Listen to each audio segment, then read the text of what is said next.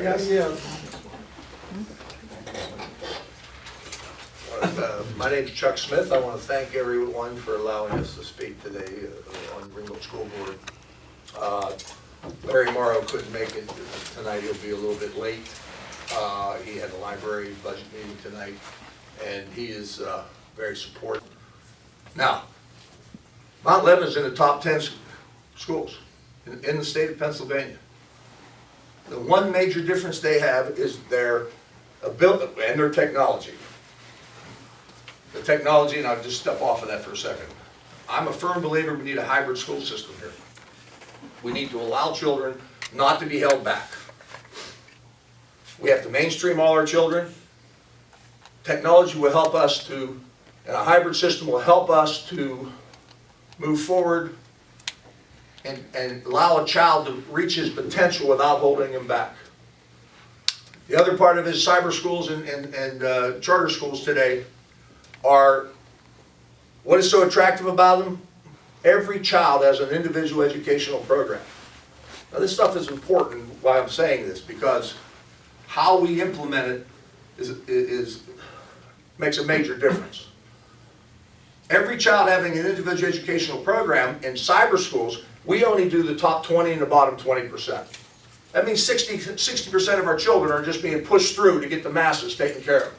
We need to change that. We'll never become out of the bottom 50% unless, in my opinion, we turn around and get the hybrid type educational system in our school district, allowing children not to be held back. Now that being said,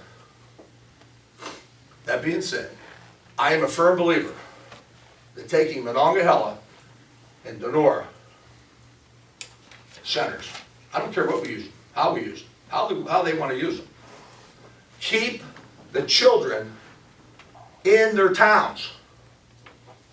What we have right now is 62% of our children in our communities, Monongahela, Donora, Carroll, are latchkey children, or children that have only one parent at home and working 2 jobs, or 2 parents working. Over 62%.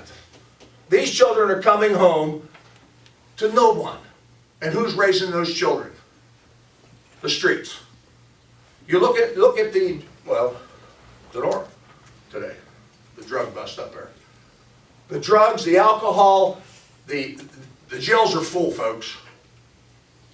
The 60% that we're pushing through and only paying attention to the 40 just don't get it. We got to get it back to the community raising our children. Now, all I want to know is, I hear a couple people here saying this, putting our children in a big box building up on the high school campus is like Walmart moving into our area. It destroyed the souls of the businesses of every community it's ever came close to. And I believe that you put all our children up into a box school up there and get away from the community schools, every child will just be a brick in the wall and of insignificance. Now, that's what we believe. Mr. Smith, you're not going to get an argument out of me, out of anything you said. Where is the school board in the process now of making this conscious decision? And I know it comes down to money at the end of the day. I want to see our neighborhood schools in place. I am not a fan at all of shipping our kids out where there's a disconnect between community and school. So many people, or even elderly in this community, that pay school taxes but don't feel a connection. Right. And there was a time when cities were planned, communities were planned around city hall, churches, and schools, the center of the town. And I can remember my parents and my grandparents going to proms, they said, Exactly right. at the center of town, and dances. That was a community building. Dance. So where are you in the process of developing this decision that says this is because I know it comes down to money, this is the economical solution to keeping Monongahela and Donora open? Okay. First of all, to answer your question, Bill Ellis was on our school board. If he doesn't die, we're already renovating MEC and DEC. Bill Ellis passed away. We lost the 5 votes, so it became 4-4. All right? We did get through the Finleyville ordeal. and what needs to be done there. And I think everybody is understanding that the economics of that is just not gonna work. So now we're back to a point of renovate MEC, DEC, or build a big box school up at the school. There's been some argument about what's it gonna cost. I think we have pretty good numbers of the comprehensive renovation of Monongahela and Donora, right? About $25 million to do both of them. I think Monongahela is about 13 and Donora is 12 or within That it. meets all your curriculum That meets- needs and life safety improvements. The building, according to Eccles, when the architects came in, told us they could do a comprehensive, complete renovation similar to what is done at RESS for $25 million. Now, this is where the problem comes in. Bob was in facilities, and he can speak on that a little bit, but I'll just give you the cliff notes. HHSDR said, hey, we can build a middle school for you up at the high school for $34 million. Okay, maybe I can get it down to 28. But what do you got? What do you got when it's done? Okay, so Bob and we had some problems because of the issues we had up at RESS. We wanted more accountability in the architects, so this finger pointing on some of the problems didn't exist. So we opened it up and we asked some other architects to come in and discuss with us other options. During that period of time, those architects said, I'll build anything you want for whatever price you want. All right? But again, what do you got when it's done? We've had numbers from $18 million, they could build a new middle school, to $40 million. What do you want to build? We'll build you whatever you want, but what do you have? And every one of them said it. What do you have when it's done? Will it last the finance period? Will it last, a period of 20 or 30 years? You see what I'm saying? You can go bare bones and fixing a building up and renovating MEC and DC, but you also go bare bones and build a new school. So therefore, there comes the cluster now. Everybody's saying they can give you everything for nothing. There's no magic here. You pay for what you get. The question is, what do you folks want?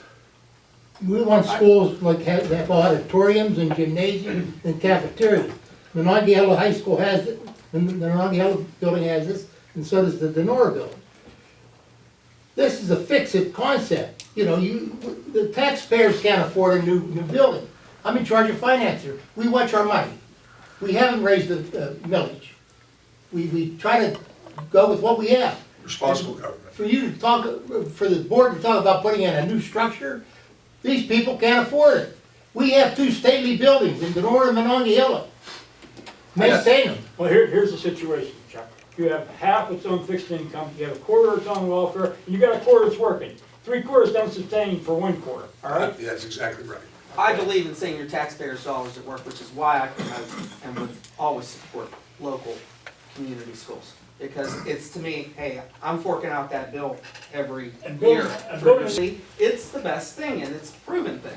Chuck, with Monongahela as an example, we have a chief of police right here. We have a police department in Monongahela, you have a police department in the north. And with the current problems you have, these people are right there and they're respond immediately. We have fire departments that are right there. That Monongahela building housed over 1,000 kids. I was a principal in Donora, I was a principal in Monongahela, and I've worked at Finley. Finley was a steel-clad building. It should have been built in Arizona or out west somewhere, not where it was. But what I'm saying to you, these are two structures, and why the board can't see this, I just can't understand. Well, the whole situation too is, MEC's on solid ground. What do you have out there at the high school? Now, you just fixed the cafeteria, why? Because you had Because problems. of pirate. All right. We're having trouble with the brick that they put on, the shell they put on, because MEC and DEC were made with impervious brick.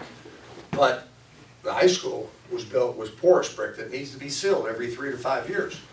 It's starting to crumble on us now. The point is, it was cheap.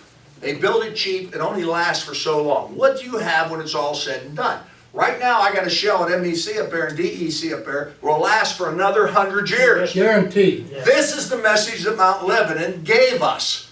They said those old buildings built in the 20s, 30s, 40s, and 50s will last another 100 years. Remodel them, refresh them, refurbish them. That's the message they gave us. And every architect I've talked to, except for possibly the architects that really want to turn around and tell people what they want to hear, because sometimes people let the truth get in the way of the story they're trying to tell. And the thing is that everything I read, everything I've talked to in people, it's 30 to 40% cheaper to refurbish at any time. It only makes sense not to. How can you build that school up there today and brick it up like that and be cheaper than refurbishing that school right there? You know what? Come on, guys. You're all smarter I than tell you, that. Chuck, me, you, and Keith went to that school up there, and a lot of other people went to that school up there. But there was kids from Alrama, Monongahela, 84, Yep. Finleyville, Gastonville, Union Township, Library, everywhere. Went to that school, bust every day. Over 1,000 kids was in that high school back in them days. Am I right or wrong? So that school's capable of handling it. I don't want to hear that you can't handle it. That's my I want to thank you all tonight. If there's any other questions, I'll be happy to answer them, but I would like to thank you all tonight for letting me speak. Thank you.